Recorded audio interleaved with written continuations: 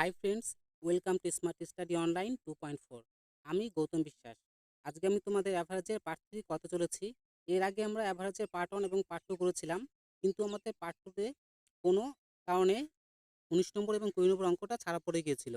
তাই আজকে আমরা কি 19 এবং পার্ট 2 19 এবং 20 নম্বর অঙ্কটা আগে করে নেব, ঠিক আছে? তো কথা না বাড়িয়ে আমরা প্রথম অঙ্কটা শুরু করছি। তিনটি সংখ্যার গড় 60। তিনটি সংখ্যার গড় 60, তাহলে কি আমরা লিখতে পারি তিনটি সংখ্যার সমষ্টি কত হবে? তাহলে 180, তাই তো? তাহলে কি প্রথম সংখ্যা প্লাস দ্বিতীয় সংখ্যা প্লাস তৃতীয় সংখ্যা, তিনটে সংখ্যার সমষ্টি কত হয়ে যাবে আমাদের? 180। এবার কি বলেছে দেখো, প্রথম সংখ্যা দ্বিতীয় সংখ্যা ও তৃতীয় সংখ্যার যোগফলের 1/4। তাহলে কি বলেছে? প্রথম সংখ্যা, ঠিক আছে, প্রথম সংখ্যা বলেছে দ্বিতীয় সংখ্যা ও তৃতীয় সংখ্যার যোগফলের কত? 1/4, মানে 1/4, তাই তো? তাহলে এটা আমি রেশিও মেথডে করতে পারি। তাহলে কি এখানে 5 রেশিও, আমরা কি পাচ্ছি এখানে 5 রেশিও, তো তাহলে 5 রেশিও বরাবর যদি 180 হয়, তাহলে 1 রেশিও বরাবর কত হবে? 1 রেশিও বরাবর কি হবে? 36 হবে। তাহলে কি আমার বলেছে তবে প্রথম সংখ্যাটি কত? তাহলে প্রথম সংখ্যার মান কত? 1 রেশিও। তাহলে 1 রেশিও বরাবর আমরা কত পেয়েছি? 36। তাহলে আমার অ্যান্সার কি হয়ে যাবে আমাদের? বি। অ্যান্সার হয়ে যাবে আমাদের কি? 36।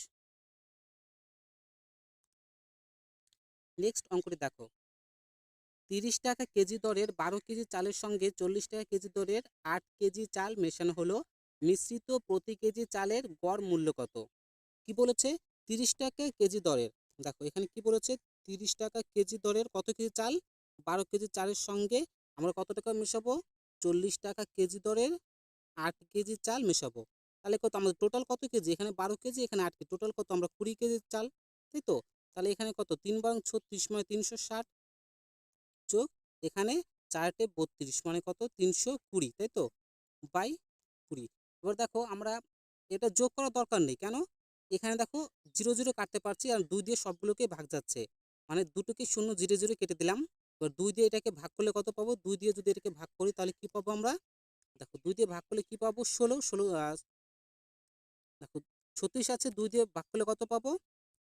8 দুগুণি 36, তাই তো? প্লাস এখানে 16 দুগুণি কত? 16 দুগুণি হচ্ছে 32। তাহলে কত পাবো আমরা?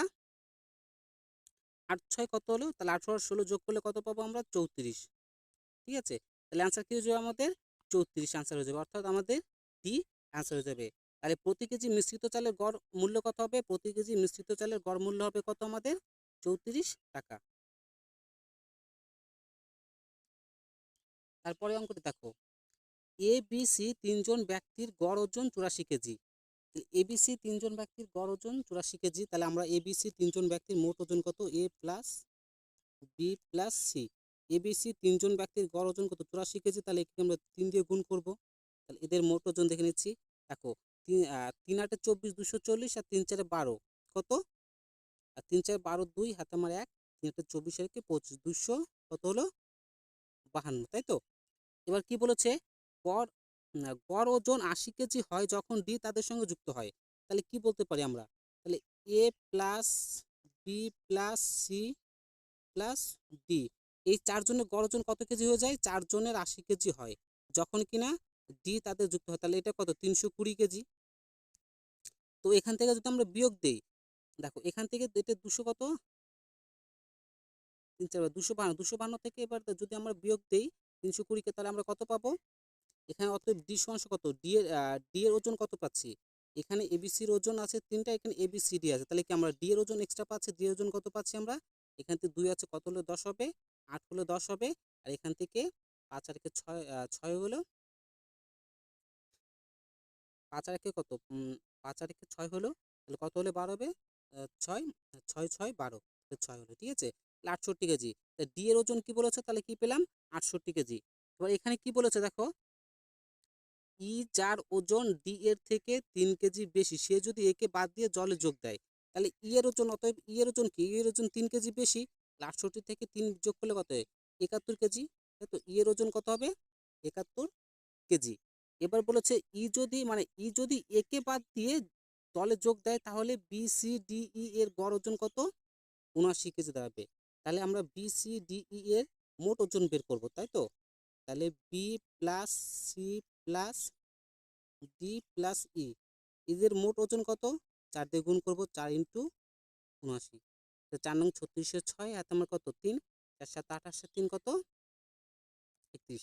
300 কত 16 কেজি, এটা কিন্তু 316 কেজি হলো। এবার এটা কিন্তু এদের 4 জনের ওজন, তাই তো? এবার এদের এখান থেকে কি 316 থেকে আমরা কি 71 মাইনাস করে দেবো, ঠিক আছে? 71 কেজি মাইনাস করে দেবো, তাহলে আমরা কত পাচ্ছি দেখো, এর ওজনটা আমরা বাদ দিয়ে দেবো। কেন বাদ দিয়ে দেবো? আমার কি বের করতে বলেছে? আমার এর ওজনটা বের করতে বলেছে, ঠিক আছে? আমরা এর ওজন বের করবো, সেজন্য কি আমরা এর ওজনটা বাদ দিয়ে দিব। তাহলে কি এর ওজনটা বাদ দিলে কত পাচ্ছি আমরা দেখো, এখান থেকে একবার দিলে 5 পাচ্ছি, এখান থেকে 7 কত হলে 4, এখান থেকে কত 245 কেজি পাচ্ছি। এই 245 কেজি, তাহলে এটা কার ওজন পাচ্ছি? বিসিডির ওজন পাচ্ছি 245 কেজি। কিন্তু আমাকে এর ওজন বের করতে বলেছে। তাহলে এখানে এবিসিডির ওজন দেওয়া আছে 320 কেজি।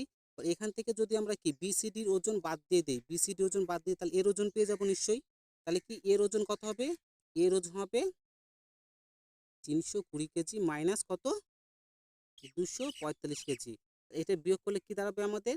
বিয়োগ করলে এখানে 5 আছে, এখানে 4 কত হলে 4 কত হলে 12 হবে? দেখো 5 4 একে কত 5 হয়ে গেল, 5 7 12 75 কেজি। তাহলে এর এর ওজন কত কেজি হবে? 75 কেজি, অর্থাৎ আমাদের সি কিন্তু অ্যান্সার হয়ে যাবে।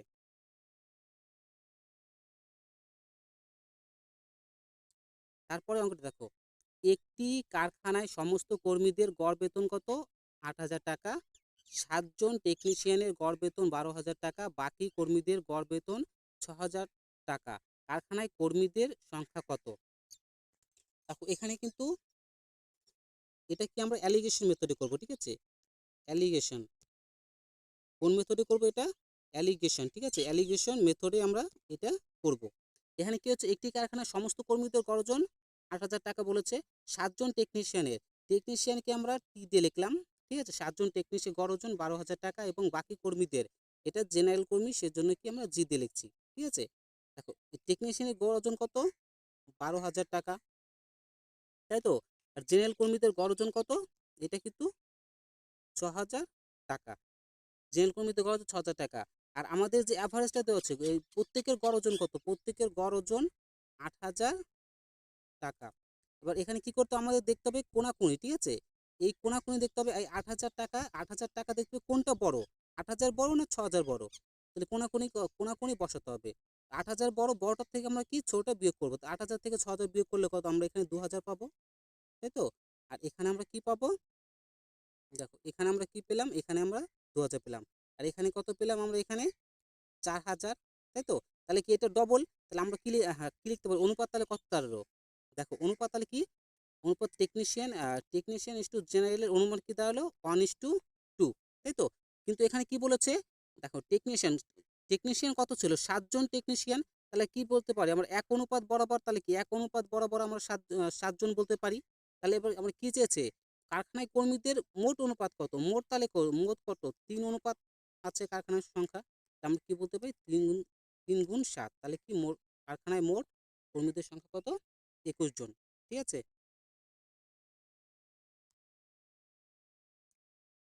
একটি পরিবারের 4 জন সদস্যের গড় মাসিক আয় কত? 7,350 টাকা। একজন সদস্য মারা যাওয়ায় গড় মাসিক আয় দাঁড়ায় কত? 6,500 টাকা। তাহলে ওই যে ব্যক্তি মারা গেছে তার মাসিক আয় কত ছিল? দেখো এখানে 4 জন সদস্যের, ঠিক আছে, গড় মাসিক আয় কত? 7,350 টাকা। এবার একজন মারা গেছে, তাহলে 3 জন সদস্যের গড় মাসিক আয় কত কত দাঁড়াচ্ছে? যখন মারা যায় 6,500 টাকা হয়ে যাচ্ছে, তাই তো? তাহলে কি আমার এখানে বিয়োগ করলে কত পাবো? 5, 5 কত হলে 8, 850 টাকা। এবার দেখো 800 আমার কত ঘাটতি আসছে? 850 টাকা করে গড় ওজন কিন্তু আমার মানে কমে যাচ্ছে, তাই তো? এবার কতজনে কমছে? 850 টাকা করে নিশ্চয়ই 3 জনের আগে পেতো, তাই তো? 3 জনের তো কমছে। গড় ওজন কি দেখো, আগে যে 4 জন ছিল, 850 টাকা করে কিন্তু কমে যাচ্ছে, প্রত্যেকের কমে যাচ্ছে। তাহলে কি 3 জনের কমে যাচ্ছে। তাহলে আমরা কি বলতে পারি? যে যে ব্যক্তিটা আগে বাঁচা ছিল, ঠিক আছে, যে ব্যক্তিটা আগে বাঁচা ছিল, তো সেই ব্যক্তিটা কি এই টাকাটা আগে বেশি পেত, আরো বেশি অর্জন করতো? তাহলেই তো তাদের গড় অনুপাত 7,350 টাকা হতো। তাহলে আমরা কি করব? 7,350 টাকার সঙ্গে এটা কি করব? যোগ করে দেবো। তাহলে কত? 3 পাচ্ছে 15, 5 হাতে আমার 1, 3 5 15 5, দেখো 3 5 15 5 হাতে আমার 1,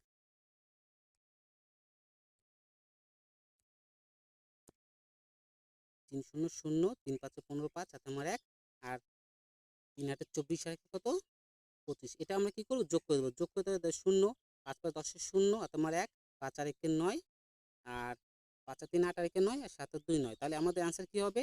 তাহলে যে ব্যক্তিটা আগে বাঁচা ছিল তাহলে তার ওজন কত? 9,900 টাকা। একবার বুঝিয়ে দিচ্ছি, এটা ভালো করে বুঝে নাও। 4 জন যখন ছিল তাদের গড় ওজন ছিল, সরি 4 জন ছিল তখন তাদের গড় আয় ছিল 7,350 টাকা। তাহলে 3 জন যখন একজন মারা গেল, 3 জনের গড় আয় দাঁড়ালো কত? 6,550 টাকা। এই যে কম আসছে, 850 টাকা করে ঘাটতি আসছে। এই 850 টাকা করে ঘাটতি কেন আসছে? নিশ্চয়ই তাহলে যে মারা গেছে তার আয়টা বেশি ছিল, তাই তো? তাহলে কি যে মারা গেছে তার আয়টা কত বেশি ছিল? 850 টাকা। এবার 850 টাকা 3 জনেরই তো ঘাটতি আসছে। তাহলে এই টোটাল টাকাটা 850 কে, এই টোটাল টাকাটা কিন্তু আমাদের কি, টোটাল টাকাটা সে আমরা কম পেয়েছি, তাই তো? এটা কি আমরা ঘাটতি আসছে টোটাল টাকাটা। তাহলে কি এই টোটাল টাকাটা কে ইনকাম করতো? যে মারা গেছে সে ইনকাম করতো। তাহলে কি আগে তার গড় ছিল কত? আগে 7,350 টাকার সঙ্গে আমরা যে টাকাটা সে ইনকাম করতো আরো যুক্ত করে দিলাম, তাহলে কি 9,900 টাকা। অ্যান্সার কিন্তু আমাদের সি হলো। তারপরে অঙ্কটা দেখো, এক ব্যক্তির প্রথম 5 মাসের ব্যয়, প্রথম 5 মাসের ব্যয় 5,000 টাকা, পরের 7 মাসের ব্যয় কত? 5,400 টাকা। বছর শেষে সে 2,300 টাকা সঞ্চয় করে, তার মাসিক গড় আয় কত? দেখো এখানে প্রত্যেকটা, দেখো এখানে 5,000, 5,000 আছে, এখানে 5,400, এখানে কত? 2,300, তাই তো? তাহলে আমি কি দুটো জিরো কি আমরা এটা বাদ দিয়ে দিচ্ছি, ঠিক আছে? পরবর্তীতে আমরা কি অ্যাড করে নেব। দেখো তাহলে কি 5 মাসের তাহলে কি 5 মাসের আমরা ব্যয় বলেছে, 5 মাসের গড় ব্যয় হচ্ছে 5,000 টাকা। তাহলে 50, এটা কত হবে? 250। তাহলে 7 মাসে কত? 7 মাসের কত করে পড়ছে? 7 মাসের ব্যয় করছে কত? 54, তাই তো? আনসার কি হবে? 4 7 28 8, 4 7 28 8 আমরা 2, আর 5 7 35, আর 2 কত? 37। 350, 4 7 28, 378। 8 হলো, এটা অ্যান্সার কত হলো? 8 হলো, 7 5 12 2 হাতে আমার 1, 3 আর 2 5 আর 1 6। তাহলে 600 আর 628, তাই তো? 628 হলো। এবার এর সঙ্গে কি করব আমরা? এর সঙ্গে কিন্তু আমরা আরো অ্যাড করে দেবো। কত বলেছে? বছর শেষে আমরা কি 23, বছর শেষে এই টাকাটা আমরা কি সঞ্চয় করছে। তো আমরা কিন্তু ডবল জিরো নেব না, কারণ ডবল জিরো নেওয়ার দরকার নেই। এবার 23 কি অ্যাড করে দেবো। আমরা কি প্রত্যেকটার ক্ষেত্রে কিন্তু ডবল জিরো বাদ দিয়েছি, তাহলে কি ডবল জিরো বাদ দিয়েই অ্যাড করব। তাহলে কি 8 3 11, 4 কে 5 6, এই টাকাটা, তাহলে কি এই টাকাটা সে টোটাল ইনকাম করছে, তাই তো? আর আমাদের মনে রাখতে হবে যে ইনকাম সমান সমান কি? এক্সপেন্ডিচার, ঠিক আছে? Expenditure plus savings. মানে ইনকাম যত টাকা করছে তার খরচ প্লাস সঞ্চয়, খরচ এবং সঞ্চয় এই টোটাল মিলিয়ে তো সে ইনকাম করছে। তাহলে এই টাকাটা কি আমরা কি বলতে পারি? এই টাকাটা সে আয় করছে, তাই তো? এই টাকাটা কি সে কি আয় করছে। এবার কি এই টাকাটা সে কি বছর শেষে মানে টোটাল ইনকাম করছে। এবার তার মাসিক গড় আয় কত? তাহলে কি তার মাসিক গড়, তাহলে কি 12 দিয়ে ভাগ করতে হবে। দেখো 6 5 1 দিয়ে কত দিয়ে 12 দিয়ে ভাগ করবো, কিন্তু আমরা 100, এবার ডবল জিরো আছে, ডবল জিরো কি 100 গুণ করে দিতে পারি। এবার আমরা কি এটাকে 12 দিয়ে ভাগ করবো। 12 দিয়ে 3 দিয়ে কাটছি, ঠিক আছে? 3 4 12, 3 দিয়ে কত? আর 3 দিয়ে কাটলে 3 4 12, 3 4 12, আর 3 দিয়ে কাটলে 3 দুগুনি 6, আর 3 অক্ষে 3, 3 7 21, 217। এবার 4 দিয়ে কত? 25 কে কাটছি। এবার এটা কত? 217 ইন্টু 25, এটাকে গুণ করলে আমরা কত পাবো? 5,000, দেখো 5,425, ঠিক আছে? অ্যান্সার কি হবে? 5,425, 5,425, ঠিক আছে? দেখো ইউনিট ডিজিটটা কত? 7 আছে, 5 আছে, তাহলে কি ইউনিট ডিজিট দেখেও তো করতে পারি। 5 7 35, তাহলে কি শেষে 5 আসবে, তাহলে আমরা বলতেই পারি যে 5,425 হবে, ঠিক আছে? অ্যান্সার তাহলে আমাদের কি হয়ে যাবে? 5,425 টাকা। তাহলে তার মাসিক গড় আয় কত? 5,425 টাকা। 8 জন ছেলের গড় ওজন 1.5 কেজি বৃদ্ধি পায় যখন 65 কেজি ওজন বিশিষ্ট একটি নতুন ছেলের বদলে একটি ওজন আহ, নতুন ছেলে ওজন যোগ করা হয়। নতুন ছেলেটির ওজন কত? দেখো, এখানে কি বলেছে, 8জন ছেলের গড় ওজন কত? 1.5 কেজি করে বৃদ্ধি পায়। তাহলে আমরা বলতে তো পারি 8জন ছেলের গড় ওজন 1.5 কেজি করে বৃদ্ধি পেলে কত কেজি? টোটাল 8 আর 8 অর্ধেক কত? 5। টোটাল 12 কেজি বৃদ্ধি পাচ্ছে। এবার যে নতুন একটা 65 কেজি ছেলে চলে যায়, এখান থেকে 8 জনের থেকে 165 কেজি ছেলে বাদ দিয়ে দেওয়া হয় এবং কি নতুন ছেলে চলে আসে, এবং নতুন ছেলে আসার ফলে কি তাদের আগের যা গড় ওজন ছিল তার থেকে আরো গড় ওজন 1.5 কেজি বৃদ্ধি পায়, তাই তো? তা নতুন ছেলের ওজন কি তাহলে কি আরো বেশি? তাহলে কি যে চলে গেছে 65 কেজি, তার থেকে কি আরো 12 কেজি বেশি ছিল নতুন ছেলের ওজন, তাই তো? কি তাহলে কি নতুন ছেলের ওজনটা কত হবে? 77 কেজি। আমাদের ডি অ্যান্সার হয়ে যাবে। 26 নম্বর অঙ্কটা দেখো, 120 জন ছাত্রের প্রাপ্ত গড় নম্বর 35। যদি সফল ছাত্রদের প্রাপ্ত গড় নম্বর 39 এবং বিফল ছাত্রদের প্রাপ্ত গড় নম্বর 15 হয়, তাহলে সেই পরীক্ষায় কতজন ছাত্র সফল হয়েছিল? এটা আমরা কি করব? অ্যালিগেশন মেথডে করব, ঠিক আছে? দেখো, সফল ছাত্রদের প্রাপ্ত গড় নম্বর, সফল ছাত্রকে আমরা এস দিয়ে লিখছি, আর বিফল ছাত্র ফেল এফ দিয়ে লিখছি, ঠিক আছে? সফল ছাত্রদের প্রাপ্ত গড় নম্বর কত? 39, তাই তো? সফল ছাত্রদের 39, আর বিফল ছাত্রদের প্রাপ্ত গড় নম্বর কত? 15। আর এদের অ্যাভারেজ কত বলেছে? অ্যাভারেজ 35। তাহলে 35 15 কত হচ্ছে? 10।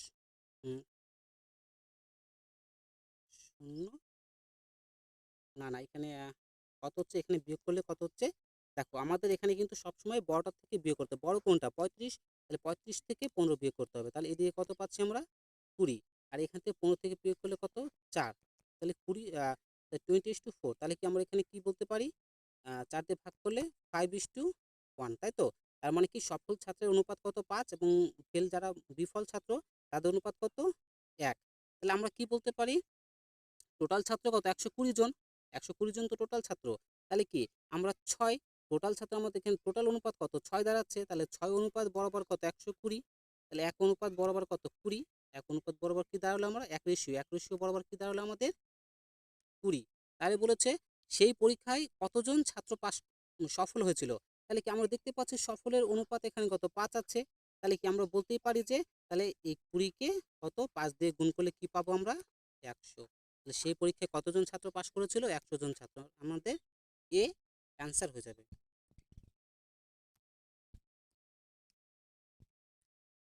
দেখো, 27 নম্বর অঙ্কে দেখো, 24 জন ছেলের এবং তাদের শিক্ষকের গড় ওজন গড় বয়স হলো 15 বছর। শিক্ষককে বাদ দিলে শুধুমাত্র 24 জন ছেলের গড় বয়স 1 বছর হ্রাস পায়। শিক্ষকের বয়স কত? 24 জন ছেলে ছিল প্লাস তাদের সঙ্গে একজন কি শিক্ষক ছিল, এদের গড় বয়স কত ছিল? 15 বছর ছিল। এবার যদি শিক্ষককে বাদ দেওয়া হয়, এই শিক্ষককে যদি আমরা বাদ দিয়ে দিই, তাহলে কি 24 জন ছেলের বয়স কত? 1 বছর করে হ্রাস পায়। 1 বছর করে হ্রাস পায় মানে কি 24 বছর হ্রাস পায়। 24 বছর কেন হ্রাস পায়?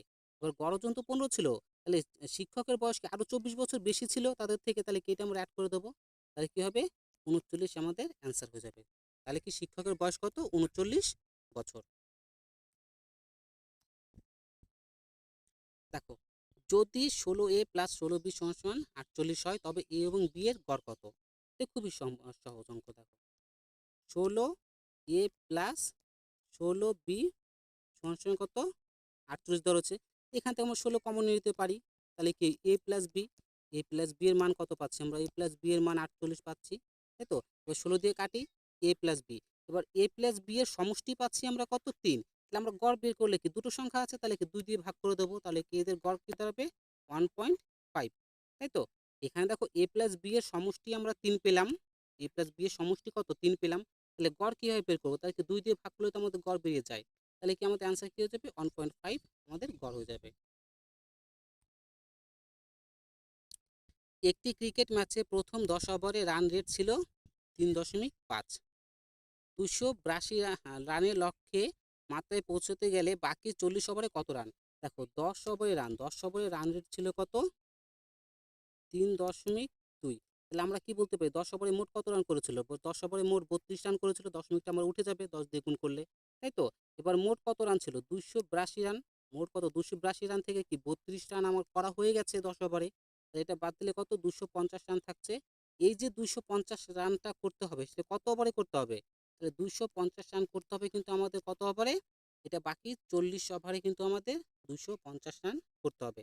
এটাকে কি করব আমরা দেখো, এটাকে আমরা 40কে আমরা কত দিয়ে ভাগ করবো? আমরা এটাকে 4 দিয়ে কাটবো, ঠিক আছে? এখানে 10 রেখে দিচ্ছি, 4 দিয়ে কাটলে কি দাঁড়াচ্ছে উপর দেখি আমরা, 4 4 6 24, 1 থাকছে 10, 4 দুগুণী 8, দশমিক 2 থাকছে 4 5। তাহলে কত পেলাম আমরা? দেখো 62.5/10 এটা পেলাম। 10 পাওয়া মানে কি, তার মানে কি দশমিকটা আরো এক ঘর বাদিকে চলে যাবে, তাহলে কি পাবে? 6.25। তাহলে আমাদের অ্যান্সার কি হয়ে যাবে? অ্যান্সার কিন্তু আমাদের এ, 6.25। তাহলে কি আমরা বলতে পারি যে 40 ওভারের রান রেট কত হতে হবে? তাহলে কি 6.25। 30 নম্বর অঙ্কটি দেখো, তিনটি সংখ্যার মধ্যে দ্বিতীয় সংখ্যার প্রথম সংখ্যার দ্বিগুণ। দেখো তিনটে সংখ্যার মধ্যে দ্বিতীয় সংখ্যা প্রথম সংখ্যার দ্বিগুণ, তাহলে কি আমরা লিখে নিচ্ছি এটা প্রথম সংখ্যা, এটা আমাদের দ্বিতীয় সংখ্যা, ঠিক আছে? এবার কি বলেছে? দ্বিতীয় সংখ্যা প্রথম সংখ্যার দ্বিগুণ, তাহলে প্রথম সংখ্যা যদি 1 ধরি তাহলে দ্বিতীয় সংখ্যা কত? 2, তাই তো? আবার কি বলেছে? আবার বলেছে যে দ্বিতীয় সংখ্যা, ঠিক আছে, তৃতীয় সংখ্যার কত গুণ? আবার বলেছে দ্বিতীয় সংখ্যা, দেখো দ্বিতীয় সংখ্যাটি আবার তৃতীয় সংখ্যার 3 গুণ, তাহলে তৃতীয় সংখ্যা আমার 1 ধরলে এবার দ্বিতীয় সংখ্যা কত পাবো? 3। তাহলে দেখো এখানে এখানে আমরা দ্বিতীয় সংখ্যা 2 পাচ্ছি, কিন্তু এখানে আমরা 2 পাচ্ছি দ্বিতীয় সংখ্যা, কিন্তু এখানে আমরা 3 পাচ্ছি। তাহলে কি সেম হলো? এক হলো না? তাহলে কি এক করতে গেলে আমাদের 3 দিয়ে গুণ করতে হবে। এখানে আমরা কি দিয়ে গুণ করব? তাহলে উভয় পক্ষে 2 দিয়ে গুণ করব। তাহলে এখান থেকে আমরা প্রথম সংখ্যা ইস্টু দ্বিতীয় সংখ্যা ইস্টু তৃতীয় সংখ্যা, তাহলে এর অনুপাত কত পেলাম? প্রথম সংখ্যা ইস্টু দ্বিতীয় সংখ্যা ইস্টু তৃতীয় সংখ্যার অনুপাত কি পেলাম? তাহলে প্রথম সংখ্যা কত? 3 ইস্টু কত? 6:2। এবার বলেছে তিনটি সংখ্যার গড় 44। এবার তিনটি সংখ্যার গড় যদি 44 হয় তাহলে তিনটি সংখ্যার সমষ্টি কত হবে? 3 গুণ 44, তাই তো? তাহলে 3 4 12 2 হাতে আমার 1, আর 3 4 12 1 13, 132। তাহলে কি বলতে পারি যে 132 হলো। তাহলে তিনটি সংখ্যার সমষ্টি কত হলো? তিনটি সংখ্যার সমষ্টি আমাদের কি দাঁড়ালো? 132। দেখো এবার কি বলেছে আমাদের বৃহত্তম সংখ্যার মান কত? তাহলে আমরা কি বলতে 6 আর 2 11, তাহলে কি 11 রেশিও বরাবর যদি 132 হয়, তাহলে কি এক রেশিও, এখান থেকে কি পাচ্ছি আমরা? এক রেশিও বরাবর কত পাচ্ছি? এক রেশিও বরাবর কি আমরা 12 পাচ্ছি। তাহলে আমরা কি এবার বৃহত্তম সংখ্যা কোনটা? 6 রেশিও, এটাই তো বৃহত্তম। তাহলে কি আমরা কি করব? 12কে 6 দিয়ে গুণ করব, তাহলে বৃহত্তম সংখ্যা কত হবে? বৃহত্তম সংখ্যা হবে আমাদের 72। আশা করি প্রত্যেকটি অঙ্ক তোমরা ভালোভাবে বুঝতে পেরেছো।